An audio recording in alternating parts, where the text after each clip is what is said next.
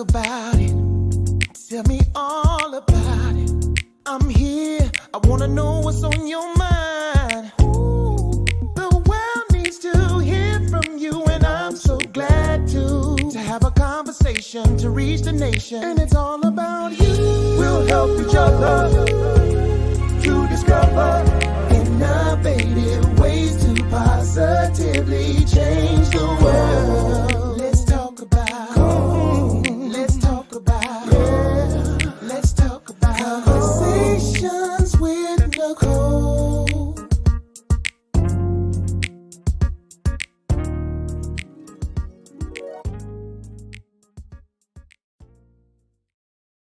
Greetings. Welcome to Conversations with Nicole. I am Nicole Everett, your host. And Conversations with Nicole is a talk show based in Tallahassee, Florida, focused on connecting the community through conversations.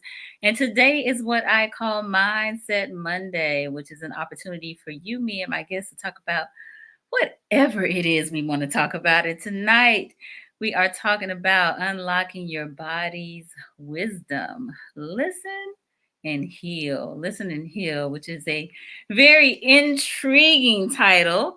So hopefully we will have just a great conversation. So as we often do, I ask you to put your city and state in the comments. That way we'll give you a shout out.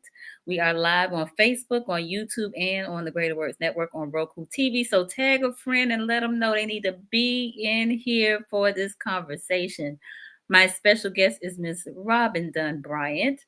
And I actually met Robin at a tax clinic that she and I both attended via the Capital City Chamber of Commerce and Trident Consulting. So shout out to both of those organizations. And so I am just excited and delighted that she is here with us tonight. So before I bring Robin on again, I want to hear from you. So where are you tuning in from? I see you, Sherry Sutton Johnson, who's been on the show before right here in the Tallahassee area. Thank you for being here. Mr. Warren Cave, good evening, my brother. Thank you for being here. My sister Shayla down in Broward County, Florida. Thank you for being here. Mr. Ozzie Daniel from Virginia Beach checking in. Sherry, yes, is in Chattahoochee. Warren, yes, is from Miami, but lives in Tallahassee. And Miss Jeanette Tullis is down in Miami Gardens. Thank you so much for being here. So this is a safe space for us to communicate with one another. And the purpose really is to help eliminate the stigma around counseling and therapy and encouraging us to get our checkup from the neck up. And so we have Robin on here to guide us through this conversation around our bodies and our bodies keeping the score from our traumas. So again, we are excited that she's here. All right, I see a few more people. My mom is in the house down in Miami Gardens. Thanks for being here, Ma. And Miss Christina Lynch, who helped guide us through that tax clinic, is here. Thank you so much. Yes, Trident is representing. Thank you so much here in Tallahassee, Florida. And Miss Tracy Ann Bennett, my Irie is what I call her down in here in Tallahassee.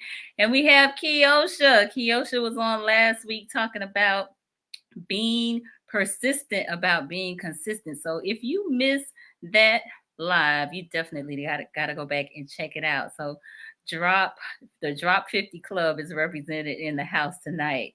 Yes, yes, yes. All right. So, and we got Renika Rashawn from Tallahassee. Wonderful, wonderful. So glad to see you here. Thank you so much. So, y'all, I'm rolling in on two wheels tonight, okay? Because sister girl Judy Mandrell had her today is her birthday. And she had a birthday gathering tonight at the what do you call it? Hotel Indigo. And boy, when I tell you, those folks love sister girl Judy and they know how to party, okay? So when I left, they were raising the roof, okay? They were having a whole Holy Ghost party up in the hotel. So it's like, y'all, I got to put my church finger up and slide up out of here. So I'll catch y'all next time. All right. A couple more people I want to give a shout out to. My godmom, Corliss in Miami. Thank you for being here. And Jessela, I hope I'm saying it right, from Tallahassee. Thank you for being here. All right, so we'll have others logging on, but I'm going to go ahead and read a little bit of Robin's bio. Robin Dunn Bryant is a trauma and recovery specialist with expertise in executive functioning and the impact of resilience on an individual and community. A communications professional with over 2 decades of experience writing for academia, nonprofits, and the health industry, and on early childhood experience. She holds a BA from Purdue University, an MFA in creative writing from Virginia Commonwealth University, and MSW from the Florida State University, Go Knowles, and is a Canum Fellow. She is a registered clinical social work intern in the state of Florida, a certified trauma release exercise provider, and a registered yoga teacher. She is also Reiki 2 certified and has completed over 60 hours of training in rapid resolution therapy. And she weaves all of her experiences into the support she provides to her clients. So y'all help me welcome Miss Robin Dunn Bryant. Hey there. Hey. It's always so interesting to hear your own bio, right? It's one of those things like, oh, I did that thing. It's nice to be here tonight. I'm really excited about this. It is so wonderful to have you. Thank you so much. So, tell the people, who is Robin Dunn Bryant? Not what you do, but who are you? I always start with I'm a Black woman. I think that that's the thing that's really important for me. It's something that feels really grounding. I'm a writer. I am an explorer. I'm a questioner. I'm a mom. I'm a wife. I'm a sister. I'm obsessed with dogs, really to a very, very large degree. And I'm a healer, and I have been my whole life without even recognizing it. I think that's a pretty good encapsulation of who I am. I'm also somebody who is squinting at the lights. It's very bright in here this evening, so. But yeah, that's a good introduction to who I am. Okay. Mm-hmm. Very good. Very good. A healer. I love that. And you said something that you kind of always knew that you were, huh? Yeah, it's really interesting. I've always been that kind of person that people talk to. So I used to live in bigger cities, and I'd sit down in public transportation. I think I have, just a game face, right? I'm sitting down, I'm like, nobody's going to bother me, and people will come and sit down, and they start like we've been talking. Mm-hmm. So let me tell you what my son did the other day, and I'm like, okay, we don't know each other, but go ahead. And it's been the way that it's been for me my entire life, just being able to connect to people. I was the friend that kept us out of trouble, meaning that we didn't get caught, not that we didn't do anything. It's just that's just the way it's always been for me. It's like, okay, I'm the one that was able to help people kind of keep themselves together a little bit. Nice. Let me acknowledge, I see you, Johnny Johnson. Thanks for being here, and Miss Shirley Wilson as well. So, Robin, tell me about your practice and kind of why you started it and who you serve. Wow. It started a long time ago. I'm a cancer survivor. And before I got diagnosed, my husband and I had a garage gym. So we were working out a lot. I was really strong, all these things. And after all the treatment and the surgeries, I couldn't do anything. We went back to the gym, and I thought, oh, I'm going to do all the things I used to do. And I couldn't. And the only thing that I could do was yoga. It was the only thing that I was actually able to get through. And I was really upset. I thought it was for skinny white girls. And I'm like, what am I doing in here? And in the midst of being in that space, I recognized that I felt something that I hadn't felt before. Like I felt my body in its entirety. I could feel my feet. I could feel my legs. I wasn't just a head kind of dragging the rest of me around. And I wanted to teach people that. And so I started there. That's where it started for me. Picking up these different certifications and these trainings, all of them really focused on the body and focused on kind of delving deep into what it means to be fully embodied as a person, and also what it means to use your body to heal trauma. And then a few years ago, I went back to school for my MSW. When I went to when I went to college, I went to be a psychologist. I was talking to Shayla backstage, and I was saying I was just a hot mess in college. I was really into a lot of stuff. I'm smiling because I had a heck of a good time, but it didn't really show up in my transcripts. And so I went to be a psychologist initially, and didn't go to class, didn't learn anything, didn't do whatever, and really knew that I couldn't manage holding that space for people. And so it feels like I've come full circle now here as I'm older, going back to school and getting that extra part of it. I really wanted to have, the things that I'd learned that are really good in a casual coaching environment or a person-to-person environment, and marrying that with kind of something that's a little bit more traditional because it opens more doors for people. I'm able to work with people in ways that I wouldn't have been able to without that. So right now, my main focus in my practice is working with Black women, with people that consider themselves historically marginalized, and they can make their decision about if that is them, but people that are dealing with interpersonal and intergenerational trauma. That kind of work really lights me up. That's the population that I'm really focusing my energy on. Love it, love it, love it. So the name of your practice is? Renaissance Somatic Counseling, named before Beyonce's album, by the way. Just to put that out there. I'm a fan, but I'm not, that big of a fan. Yeah. Look, set the record straight, okay? Exactly. Okay, and so somatic therapy. Tell us a little bit about that. So the idea, what we usually see when we go to therapy is you and I would sit together and I would ask you a few questions and you would tell me something and then I would go, and how do you feel about that? Mm-hmm. And then you would go on and talk a little bit. Somatic therapy really asks you, how do you feel? What are you noticing in your body? What sensations are you noticing in your body? How do you feel when you're in particular situations? And really asking you to use your body as another way to understand your experience. So I'll throw out this example. This is a good one, and I like to do something that's not necessarily traumatic, something a little delightful. I'll share something. My grandfather remarried, so I had a step grandmother. We called her Mama Sarah. Mm-hmm. And when we would go to visit them, we would go to their house. They had this beautiful big house, high ceilings, and a wraparound porch, and the whole deal. And their kitchen was upstairs.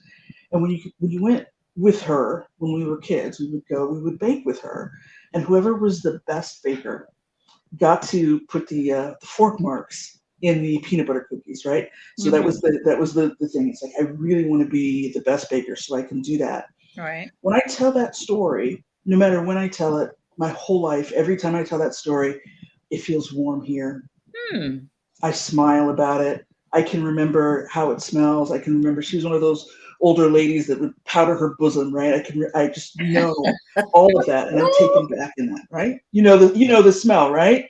And the hug, and that person, that feeling. And that's something that happened to me. I won't do the math, but I was under 10, right? I was a little kid in her kitchen with her, and every time I have that memory, I'm taken back there. In yoga, they tell us the body is present, but the mind is a time traveler. That means if I go back to the past, my body responds sometimes in the same way as if I were there. And that works when it's delightful, which is what we want, but it works on the other end with trauma. And so when we're looking at somatic therapy, we want to get really close to our own experience. We want to recognize what we're feeling in our bodies, and then we want to use that to help us heal. Love it. Love it. Wow.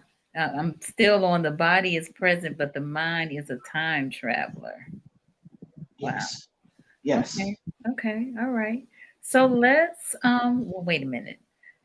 Let's go ahead and start talking about, well, you've already kind of started, but start talking about these bodies and why is it important for us to unlock our body's wisdom?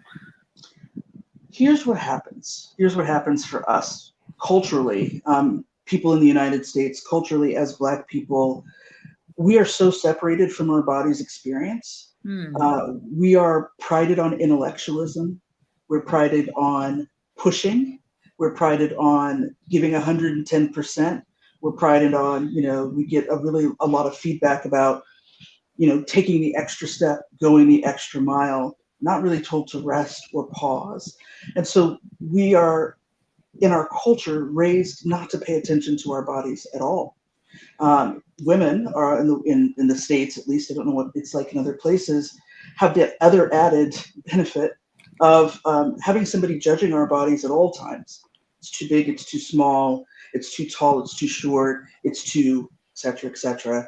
And then we aren't allowed to use our bodies in the ways that we want to. We can't be, we can't show too much. We can't show too little. We can't be sexual. We can't be all of these things, right? And so what our body is there for is to work in conjunction with our mind.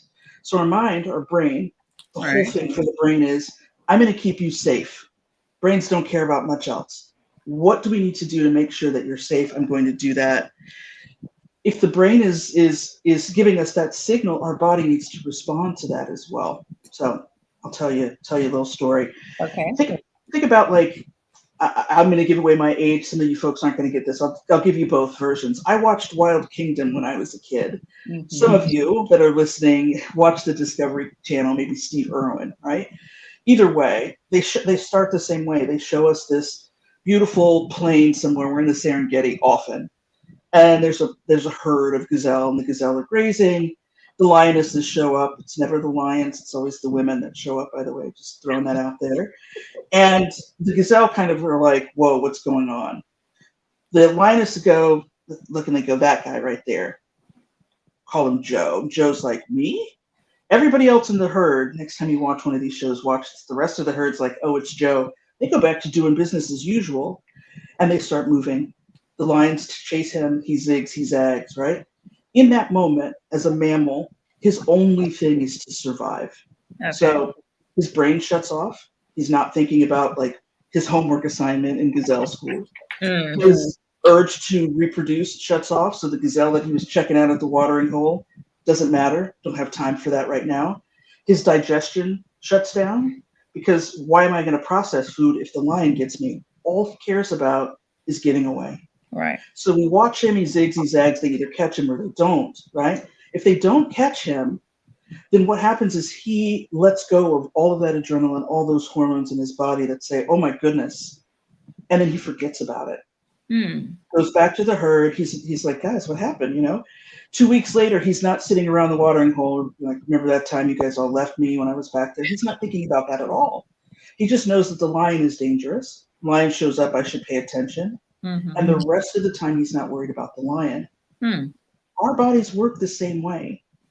But unfortunately, we've got these really powerful brains. And so something scary, big, traumatic, doesn't matter what it is. It could be stressful. It could be trauma, but it shows up the same way in your body. We respond in the same way. Our brains go offline. We don't think about, we're not reproducing. Really high stress people sometimes have a hard time conceiving, right? Body says it's not safe to have a baby right now. We're not going to do that. Our digestion is messed up. So people that are prone to kind of stress, anxiety, that sort of thing, have all sorts of digestive issues that will pop up for them because our body says, I just want you to be safe. And over time, if we stay in that heightened state, usually we've got a baseline. So your baseline's here, right? And the baseline is where you come back to. So something stressful happens, and then I settle. Over time, if we stay in this perpetual state of stress, our baseline is here. Mm-hmm. We don't have a lot of room. We don't have a lot of processing. That's where we find ourselves when I can't think clearly. I can't do the things that I want to do. I don't understand why this isn't working for me, but we're in this perpetual state of stress. And so understanding that and then looking at, okay, how am I going to help myself lower that? We call it, gaining more resilience. Resilience is really the space between a regular neutral place and being overwhelmed. And we want to open that window of tolerance. We don't want it to be really close. We want to have a lot of space to move around and really to be able to have life happen to us without it causing us to fall apart. But we can't just do that in our head. Wow. That's a lot. But it makes sense the way you explained it. Before we move on, this is something that I was supposed to do before we got started, and that is Okay. read my disclaimer, which states that all topics, past, present, and future, on Conversations with Nicole are for informational purposes only. They are not to be used as a diagnosis for treatment or an answer to any personal issues related to the topic being discussed before, during, or after the program. All right, because we have a clinician on, we want to make sure no one confuses this with therapy. And also, I want the viewers to know, especially those who are new to this broadcast, that this is an interactive live. And those of you who are on Facebook and YouTube, feel free to enter your comments and questions. So, as you talked, Robin, about, Wild Kingdom, I do remember Wild Kingdom, so I'm probably telling my age as well, and the gazelle that, only when there's this inherent danger am I, concerned, right? The rest of the time, I'm just doing gazelle-ish things. I'm at the watering hole, I'm hanging out with my gazelle buddies, and, we're doing what gazelles do. So it sounds to me as if, in many regards, maybe our memory can become our enemy. Hmm. Hmm. Hmm. And it also sounds that with our memories possibly becoming our enemies, and this baseline, if it's, high, then, we have a high level of stress, which can then result into trauma. Yes. Okay. Yes. Not absolute, right? One person may deal with stress in a way that they're managing, and one person may have something that happens and then they have what we call PTSD, which is a whole another set of things. Right. But yes, all of it comes from system is overloaded, things are too big, and Mhm. I'm not managing this bigness of these things very well. Right. Hmm. So what can be done? Like, I think you and I talked about how our body, after some time, if we don't listen to it, we cannot hear the warning signs. Like, it's maybe warning us, telling us, but we just absolutely don't hear it because we are suppressing the tightness of our shoulders, or the butterflies in our stomachs, or the, whatever the feelings may be. And so as a result, that turns into some other things, right? Yes. Mhm.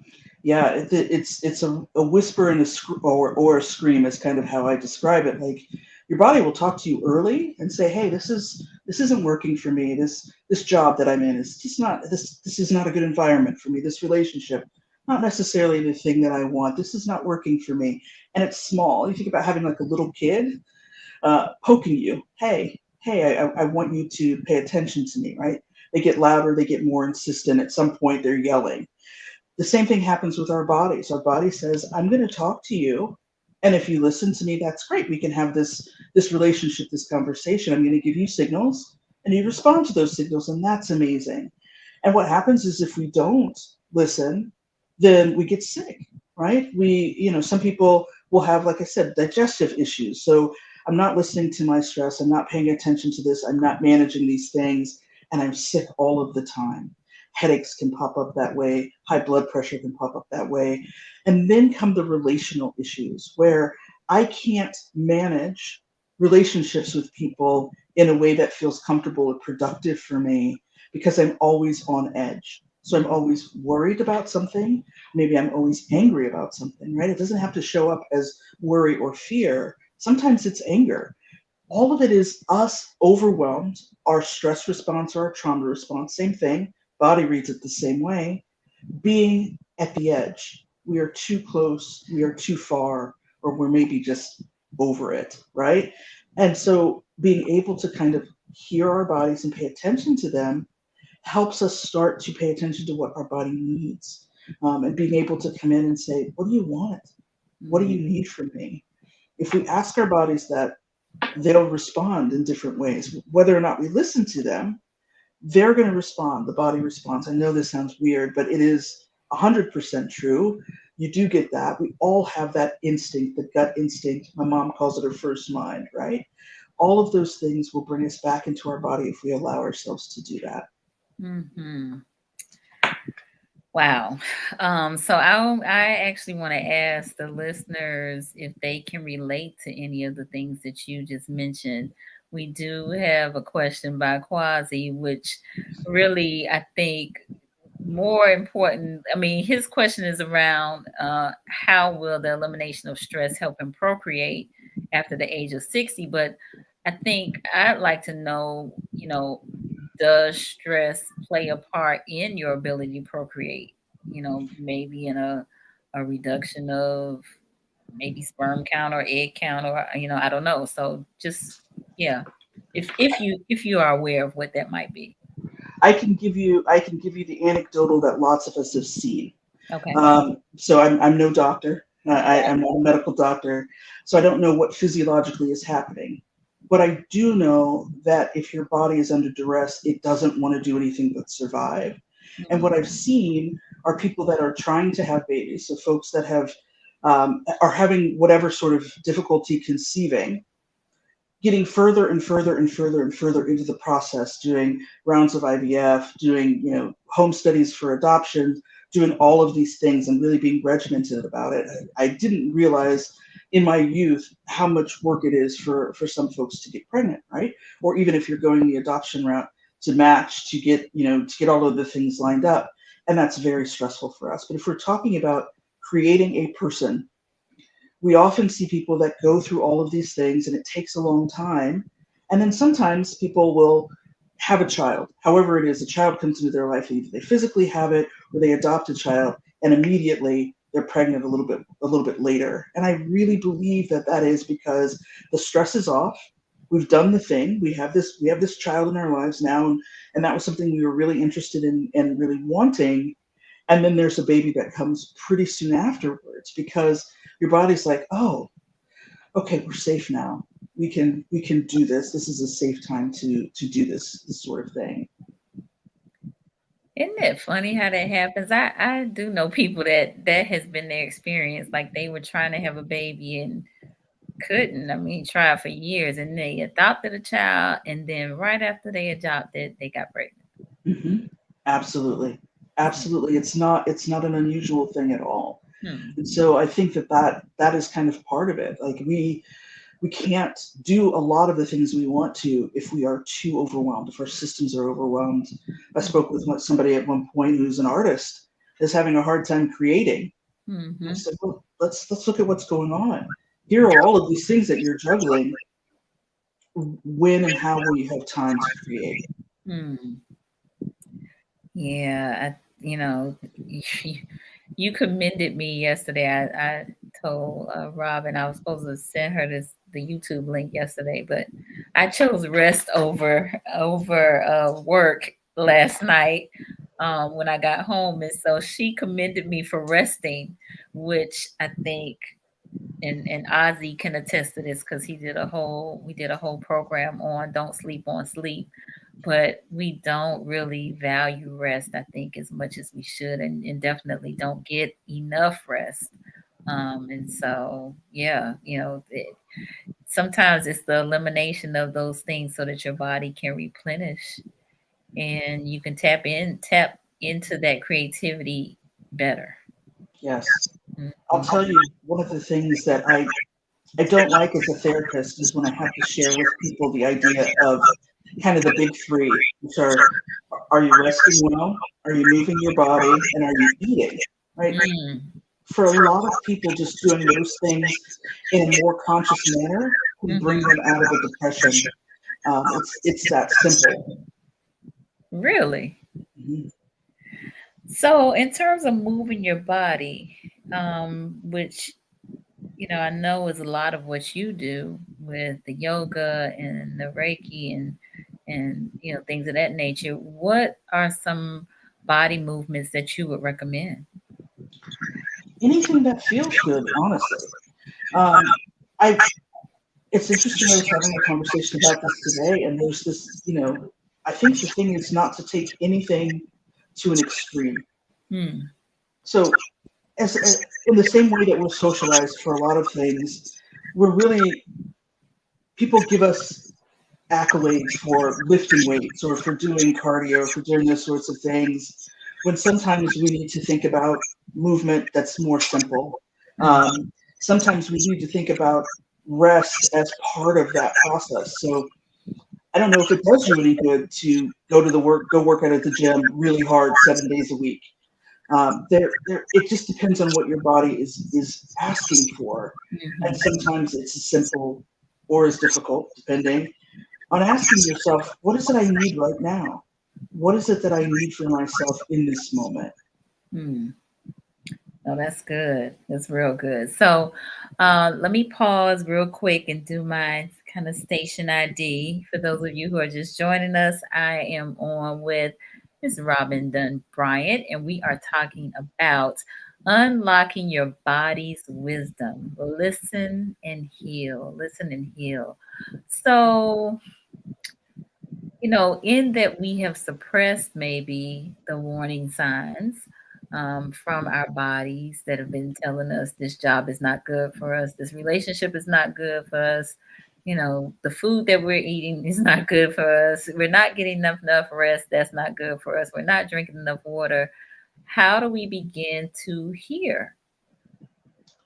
Does it take something drastic to happen for us to, be shocked into, hey, I need to get more rest, or I need to drink more water, or I need to eat better food, or, I hope not. I would hope that people could really tap into this and say, let me pay attention to it. And that's what it is. So it's simple but not easy. Are you paying attention to yourself? Do you recognize that I don't do well with dairy, right? If I eat a lot of cheese, I'm congested, I'm sneezing. Are you paying attention to how you feel after you eat certain things? And I'm not food policing here, right? That's a very different thing. This is what fuel is right for your body. It's like, I'm not going to put diesel fuel in my car. It's not a diesel. So we're not talking about you can't have cake, you can't have whatever. That's a whole different thing. I don't really deal with that. But does the fuel work for you? Are you a person that is okay when you're hungry? Are you a person that's okay when you're tired? Are there people that you're around and every time you're with them, you walk away and you're like, oh my gosh, that was amazing? Are there people in your life that every time you're with them, you're like, why do I always have a headache after I see them? Starting to pay attention to that. The thing that I always tap into is writing it down. Most of us, present company included, I'm not pointing fingers, have goldfish memories about these things, especially if it's been hard for a while. And so it's so easy without us keeping track of how we're doing to just decide that everything is the same and nothing has changed. So working with clients, one of the first things that I have them do is track how they feel emotionally, happy, sad, angry. Track how they feel physically. Do I feel tense? Do I feel supple? Do I feel cold or hot? And then track how they're doing. I pulled this from 12 steps. It's called HALT. Hungry, angry, lonely, tired. Do any of those things impact you on a day-to-day basis? That's where we start. That's how I have people start so that they can start paying attention to their own internal ecology, if you will, so that they're really sure of what it is that they're noticing. I can assure you that there may be people that are listening right now that can't feel their feet. They're paying attention to them now because I've mentioned them, but before, they might not have even noticed that their feet were on the ground or how it feels to sit where they're sitting. And tapping into that and starting to pay attention to your body wakes up that connection. Interesting. Okay. Wow. So you said pay attention to how you feel. And you also mentioned track your feelings physically and emotionally. Yes. I like that. I like that a lot. And then HALT. Hungry, angry, lonely, tired. Yes. Yes. Okay. Yeah, I used to be one that thought I could do anything on 3 hours sleep. That is not the case. I am a grumpy, tired person. Really? Fair. I'm glad you know that about yourself. That's good to know about yourself. It's helpful for those around me as well. Definitely. Right. So if you recognize any of these things about yourself, and you know, it does require you to be honest and transparent with yourself. And you know, to the extent that you are halt, hungry, angry, lonely, tired, then you try to resolve that. You try to fulfill that, right? Yes, absolutely. So if you're a person that needs to eat on a regular basis, Mm-hmm. maybe you shouldn't skip breakfast, right? Right. Maybe you're one of those people that is not going to do well with that. Or, you know, almost everybody I know has a friend who has the snacks in their bag, Oh right? yeah. That person can always hand you something, and you're like, oh, that's really delightful. And they're like, I need to have this with me. It's that Mm-hmm. sort of recognition. Once we recognize who we are, then we can take care of ourselves differently. Exactly. And it's okay, Ma. It's okay that you like snacks, Ma. It's okay. Mhm. We're not gonna we're not gonna you know, ridicule you for that. We just gonna encourage you to bring them snacks and put them in your pocketbook Exactly. because we know how Exactly. you gonna get. Yes. That's it. Yeah. I'm laughing because I was calling my mama out. I All heard you. right. But we don't want you angry. But we want you, you know, happy. My Yes. sister laughing at me. And I'm right here so that you don't have to be lonely. And I'll bring some snacks to eat with you too. So Right. it's all good. Right. And if you're tired, let's just get a nap. Exactly. Exactly. Mhm. Or So that retire. Just go on and lay it down. Go on to bed. It's okay. sometimes you just got to put yourself to bed like a small child. You really do. Hmm. But we don't want to That's miss nothing. You know we don't want to miss nothing. no. Mhm. I like that. Okay, halt. I got my notebook. I'm I writing got this your book. down. Okay, I got my notes. And look, pay attention to how you feel and track your feelings. I might ask my viewers, anybody ever track their feelings? How they're feeling emotionally, how they're feeling physically? I have not done that, but I have done a food diary. You know, writing down what I eat, but I have not done a physical feeling diary or emotional diary. Mhm. Anybody? Anybody? If not, I think I'm gonna challenge myself in that way. Challenge It- myself in that way, and you know, see what adjustments I can make. I think it's going to be really interesting. What I find is that bodies are chatty, right? Mm, So as soon as you start saying, I'm paying attention, it starts showing up a little bit more. mm. And sometimes it's a nice chatting, and sometimes it's fussing at you, right? It just depends. All right. My sister said no, she hasn't tracked her feelings. Christina said yes with Robin. Okay, Mhm. good deal. And Ozzy said, yes, I do. And that's why meditation is so important to the mind and body. Okay, wonderful. That's definitely a new tool for the toolkit. Yes. Okay. And it's one you can do anywhere. Mm, Nobody has to know that that's what you're doing. right. It's just nice sometimes to check in. Now, I will say, if folks are really disconnected, Hmm. and if they've had a really rough time of it, especially if people have had chronic stress or chronic trauma long term, Hmm. sometimes it's a little harder for them to kind of access that. Okay. And that may be, it just may feel a little overwhelming. So I just want to, it's a disclaimer, right? Okay. If you find that if it's uncomfortable, check in with, I wonder why I'm uncomfortable about this, but Mm, it's not a have to. You can always back out of it and come back to it later. gotcha. Okay. Good deal. I see my cousin Denise here. Hey there. Thanks for being here. So as we, you know, explore again our feelings, I think some of the challenge around that is, you know, sometimes I think our we've been told so much that our feelings don't matter and that we need to suck it up that it may be a little challenging for us to tap into that, right?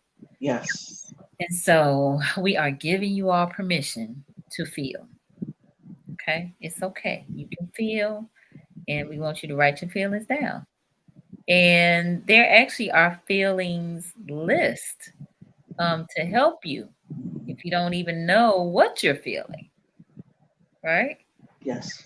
Do you ever use any of those, Robin, or suggest that any of your clients use those? I do. There's a really good one. So if we're talking about feelings from here up, right, which is a little different. So emotions, there's something called an emotions wheel. It's legitimately a wheel. If you can Google it, you find it online. And it's got like 6 or 8, depending on the wheel, core emotions. So happy, sad, scared, angry, something like that. So it'll have that, and then it has more words outside of that. So, Robin, Uh, pause for one moment for me. okay. We're getting some messages that there's some feedback. So Ooh, I'm gonna ask you to pop out and pop back in. okay. Maybe do you have earbuds in? I do. So maybe try taking those out and let's readjust. Okay. I'll All be right. back in a second. Okay, cool. All right. So while Robin is taking care of that, then I want to hear from you all. I know some of you mentioned that you have tracked your feelings, but can you relate to this in terms of being told that you can't your feelings don't matter and that you possibly have a difficult time feeling. You don't know what your emotions necessarily are. I think sometimes the default can be angry or sad or, some other things, but, maybe there's some variations to that. So, anybody have any challenges related to feeling? Let me know in the comments if you don't mind. Again, this is a safe space. All right. Let me know. I know I have been challenged with it. I will be transparent and say that I have, but I am working on not suppressing my feelings and trying to be more expressive about what I'm feeling. So, all right, Robin. Yes, is this better?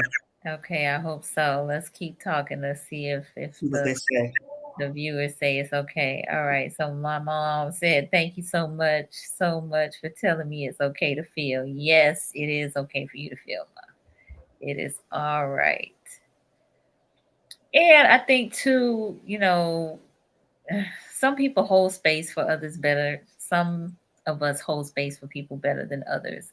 And so also being a bit more aware of who will allow you to freely feel, right? Some Mhm. people don't have the tolerance or the patience for that sort of thing. And so don't get upset with them about it. It's just not their gifting or their calling, and it's okay.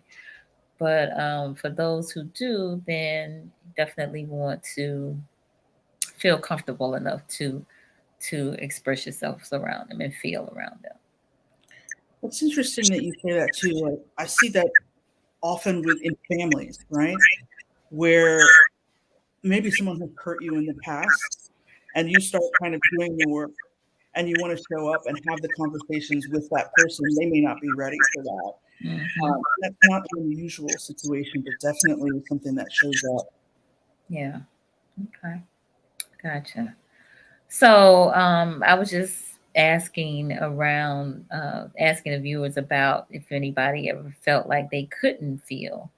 And so, my mom is telling us thank you. We got Beverly on here. Beverly was on last week and she said it is so necessary to check in with ourselves regularly. Yes. Hmm. Yeah. Yeah, I think so too. And I think sometimes we may have to have, or it's helpful to have someone that we can check in with as well. Because especially if you're in isolation, maybe some of the things you may be telling yourself may not necessarily be healthy, right? Right. And so you want to fight against some of the negativity that can often play over and over and over and over and over again in our heads.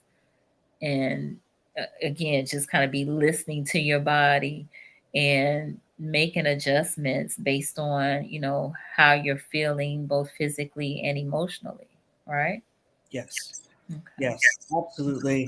And I find that if I am having a hard time emotionally, I will ask myself more physically about what I need.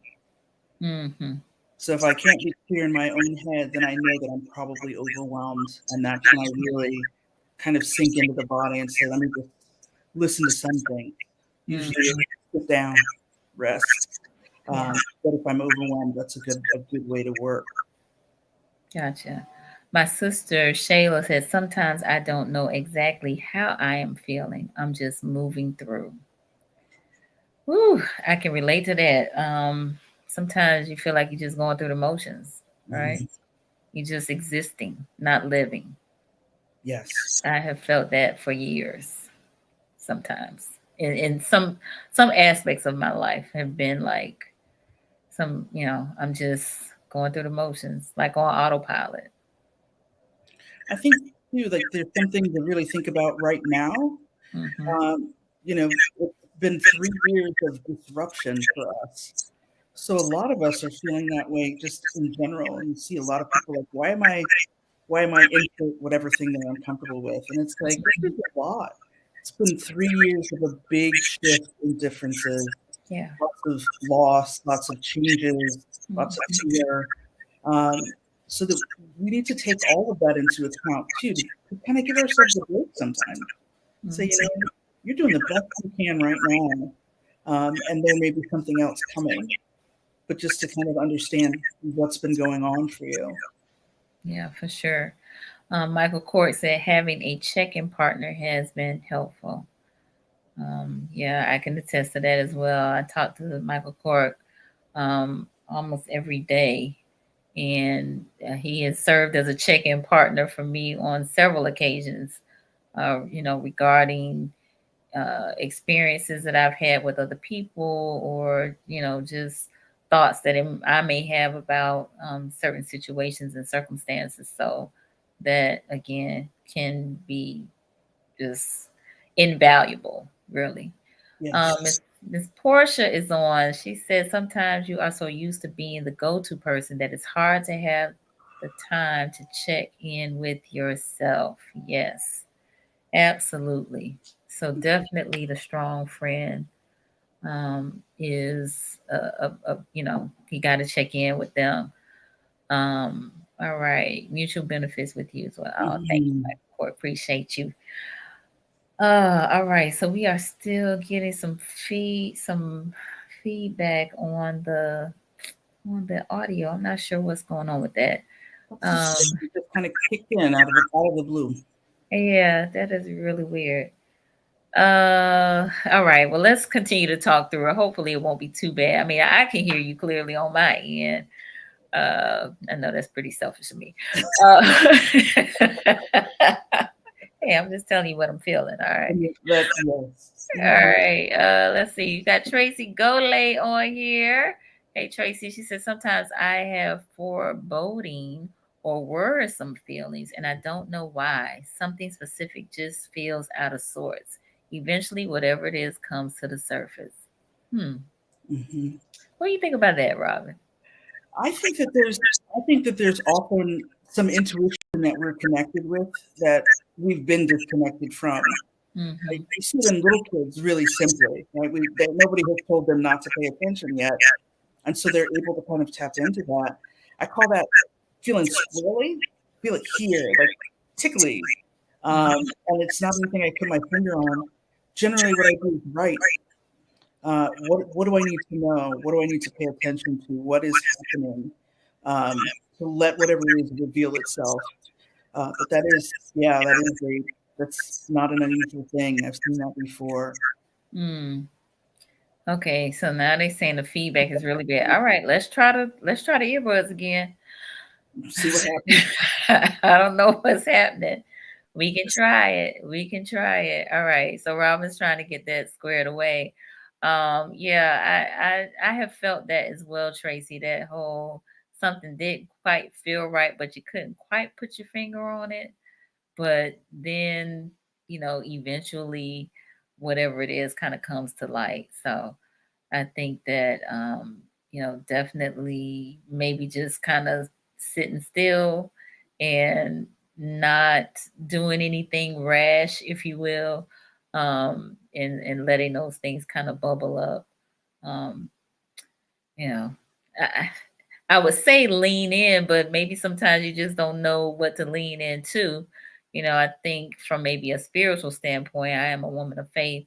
That's when I would, probably be praying more, or, asking for some revelation or some clarity as it relates to whatever that thing is that's bothering me, or that doesn't quite seem right, to eliminate that kind of worrisome feeling that you may have.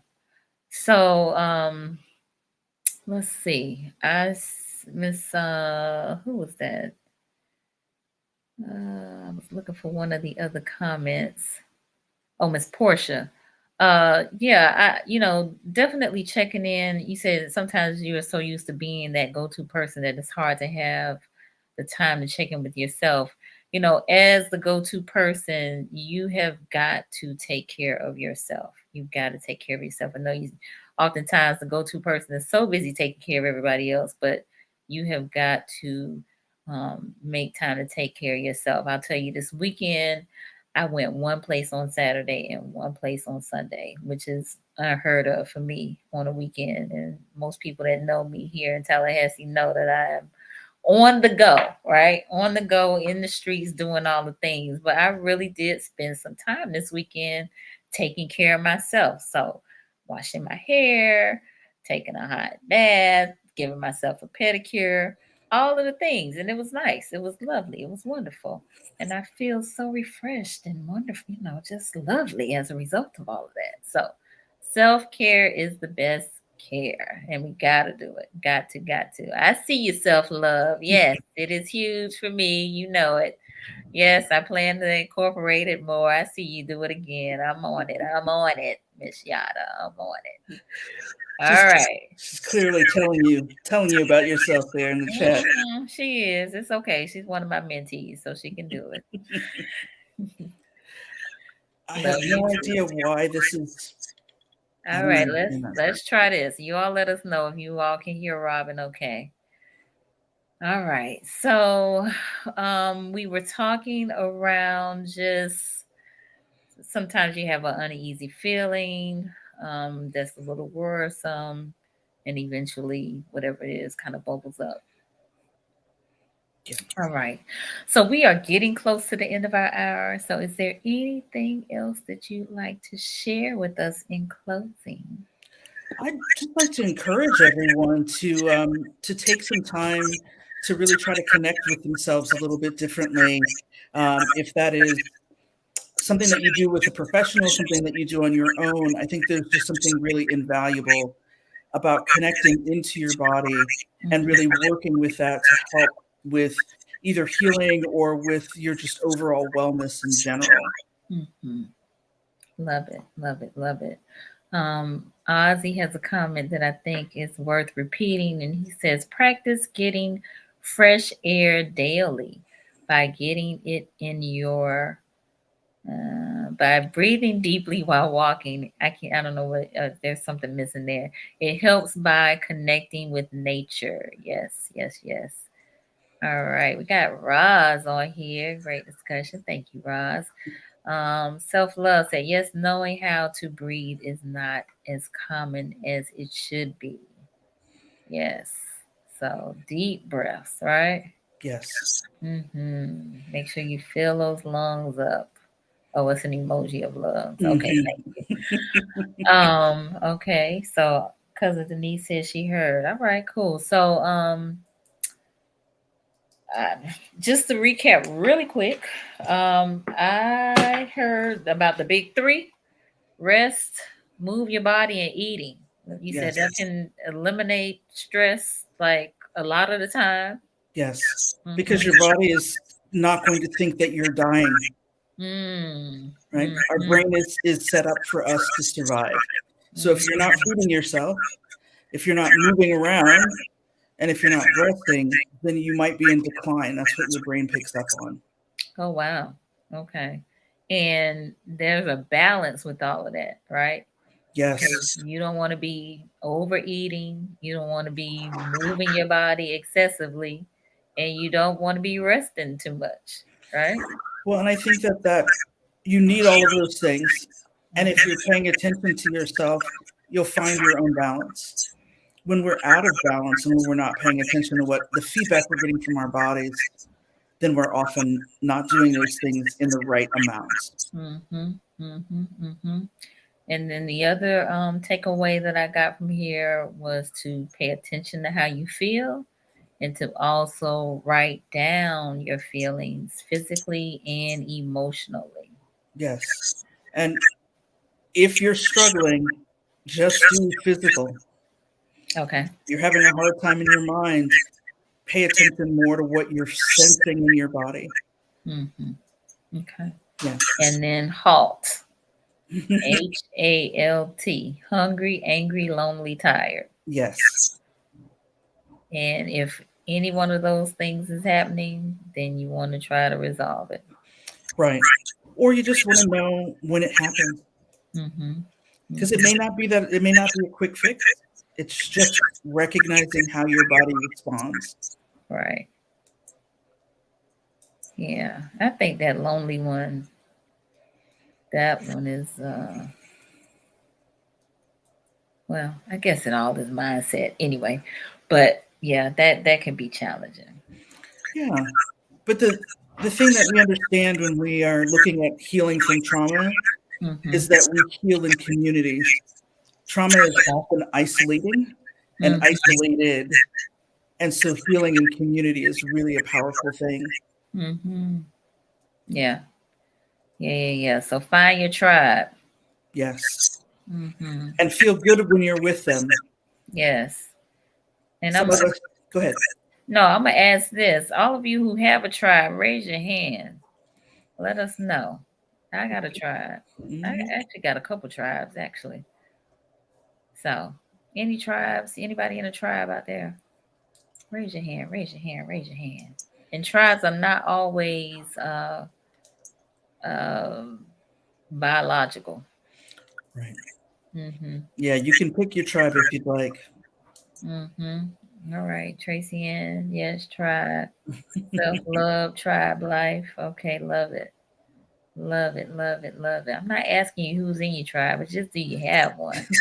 And it don't necessarily have to be somebody you are related to by blood. Anybody got a tribe other than Tracy Ann and self-love? That's it? Really? We're going to have some tribes going on around here. Okay. Miss Portia says she got a tribe. All right. Thank you so much. All right. Vanetta Blakely, grateful for my tribe. Vaughn is a clinician out of Carolina. All right. I know Ozzy got one. You know Ozzy got a tribe. He probably got 2 or 3. All right. Ranika, thank you. She has a tribe. My mom said I long for one. Mom, you got a tribe? Girl, I'm gonna talk to you after we get off the line. Saluki is on here. Hey, Saluki. Saluki is part of a tribe. Wonderful. All right. Good deal. Good deal. Your chosen tribe is everything. Absolutely. I agree wholeheartedly. I agree. All right. Very good. All right. Well, how can folks connect with you, Robin? Well, I've been told I need to get better on Instagram, but the best way right now is connecting through my website. Okay. And it's actually showing right now. It's rensocounseling.com. And just been blogging over there, some more information for people to learn about some things. Okay, good deal. And you are taking clients currently? I do have a few openings. I absolutely do. Looking for some people that are looking to shake some things up. Shake it up. All right. All right. And you serving people in Florida, correct? That is correct. All right. Good deal. So folks in Florida, she is taking clients. You do telehealth? I do. All right. Very good. Tracy Ann said, are you taking mentees? We could talk about it. I have a lot to share. I think that might be really interesting. Nice. All right. Ozzy said, amazing discussion tonight on the tribe tips. All right. Very good. Ozzy will be back at the end of the month. He comes on the last Monday of the month And I think we are talking about desire at the end of the month. So y'all definitely want to come back and tune in to that. All right. Well, as we are getting ready to wrap up, I definitely want to thank you, Robin, and really wish you much success. This was quite an interesting conversation, and I have a new journal that I will be creating around my feelings, tracking my feelings, emotional and physical, and I will be looking out for the halt. Very good. Very good. Thank you so much. This was really lovely. I love getting a chance to talk about this work. It's just so important. Absolutely. And you do some yoga classes, right? I am not teaching in the studio right now, Not but I'm right going now. to start teaching my clients. Okay, cool. Well, definitely be interested in getting involved with that and some of the semantic work. So that would be really, really cool.